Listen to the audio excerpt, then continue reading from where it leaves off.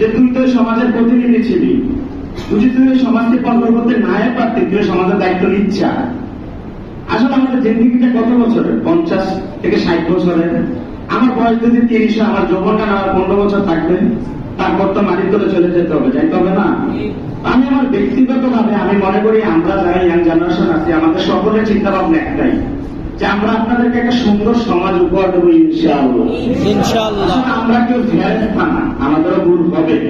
আপনারা নির্দিতে আমাদেরকে ভুলগুলো ধরাই দেবেন, একদম আপন ভাই হিসাবে আমাদের ভুলগুলো ধরাই দিবেন, যে ভাই আপনারা এটা করতেছেন, এটাই ভাবে না, এটাই ভাবে করেন। আসলে শিক্ষা নেওয়ার কোনো বয়স নাই, শিক্ষা নেওয়ার কোনো বয়স নাই। আসলে কত একটা মাদক সেবনকারী বা মাদক ব্যবসায়ী এই পর্যন্ত সমাজে প্রতিষ্ঠিত হয়েছে আছে? সে ভালো পজিশনে দেখতেছে পাচ্ছে না, তাকে সমাজের 10 জন কখনো বিচারে ডাকে না। তাহলে আমরা এই মাদকটা সেবন করে লাভ কি? আমার ফ্যামিলি করতে যে একটা মাদক সেবনকারী থাকে, তাহলে ফ্যামিলির পুরোটা ফ্যামিলি অশান্তি। তাই একটা 2টা বাজে সে সেবন করে ঘরে আসবে, টাকার জন্য এটা বিক্রি করবে।